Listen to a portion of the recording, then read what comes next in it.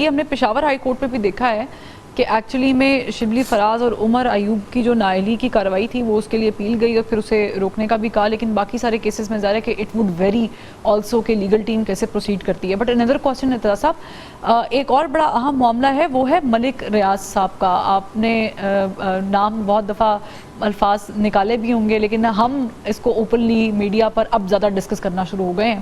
ایک ٹائم تھا کہ ملک ریاض صاحب کا نام بھی نہیں لیا جاتا تھا، اب لیا جا رہا ہے.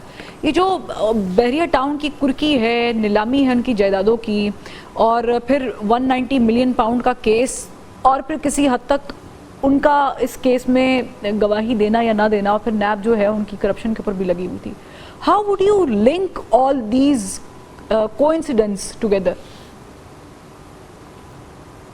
لنک بڑا سمپل ہے. پہلی بات میں آپ کو بتا دوں، ملک ریاض کے خلاف جتنی کاروائیاں ہو رہی ہیں اور میجر کاروائیاں جو ہوئی ہیں، مثلا کراچی کے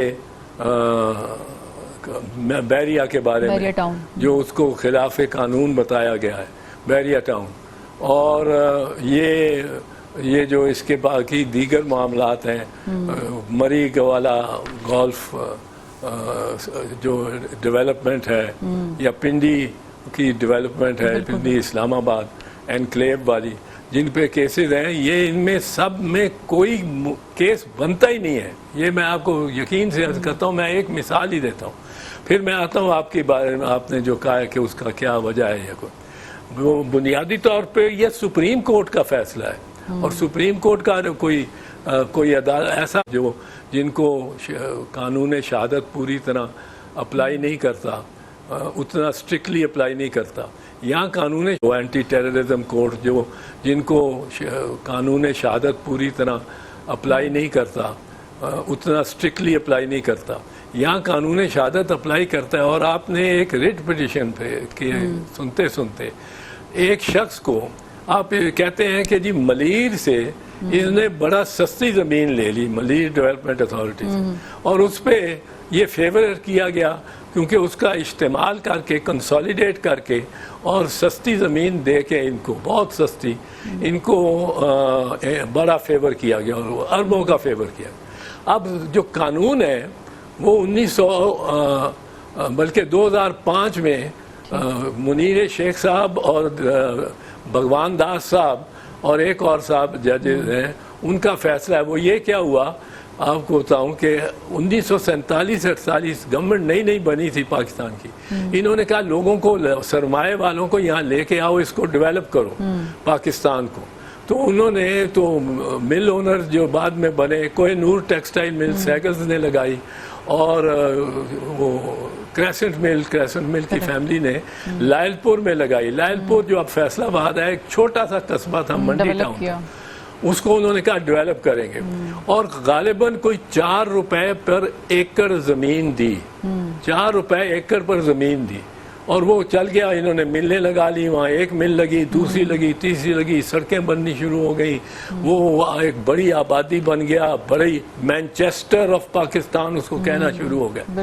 لیکن وہ فائل پڑی رہی کہیں. 1982 میں ایک سیکشن افسر نے دیکھا کہ 4 روپے پہ ایکڑ دے دیا قلعہ، یہاں تو 20,000 روپے پہ کنال نہیں ملتا جہاں. تو یہ اس نے ایک نوٹ لکھ دیا. وہ نوٹ لکھا گیا، وہ چلتے وہ 1982 میں ان کو شو کاز نوٹس ہوا کہ آپ بتائیں جی آپ کو اتنا سستا پیسہ یہ کیوں مل گئی رکھا. یعنی آپ کہہ رہے ہیں کہ ایک شخص پہ تو کیس ہو رہا ہے، لیکن جنہوں نے فیسیلیٹیٹ کیا ہے، وہی بات جو ہم پہلے 9 مئی کے کیس میں کر رہے تھے، ان کا سٹیٹس کیا ہے قانون کی نظر میں؟ لاسٹ منٹ چل رہا ہے اعتراض صاحب، میں چاہوں گی کہ میرا دوسرے سوال، پہلے سوال کا، اچھا میں آپ کو ایک چیز بتا دوں، یہ رہ جائے گی. ایک چیز رہ جاتا.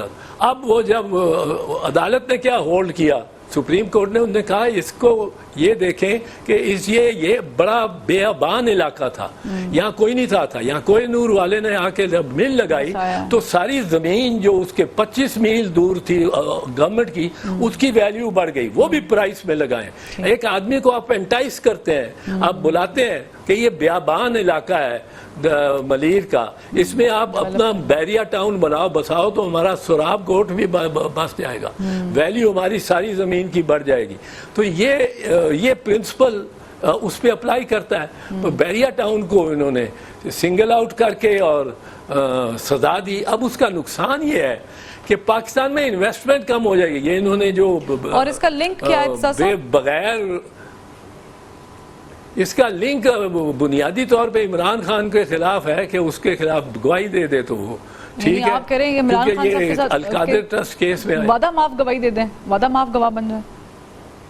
ہاں وعدہ معاف گواہی دے دیں. گو اس کا کوئی قصور نہیں ہے. جو بیریا ٹاؤن ملک ریاض ہے, اگر وہ دے دے گواہی تو پھر شاید 190 ملین پاؤنڈ کیس میں تھوڑا سا پروسیکیوشن کو آسانی ہو جائے گی. بہت شکریہ اعتزاز احسن صاحب, آپ نے تاریخی حوالے سے بھی ہمیں بتایا اور سمجھایا کہ جو معاملہ ہے اسے سنگل آؤٹ نہیں کرنا چاہیے. اس میں بہت سارے اور بھی پہلو ہیں جسے آئی تھنک قانونی نظر میں دیکھنا ضروری ہے.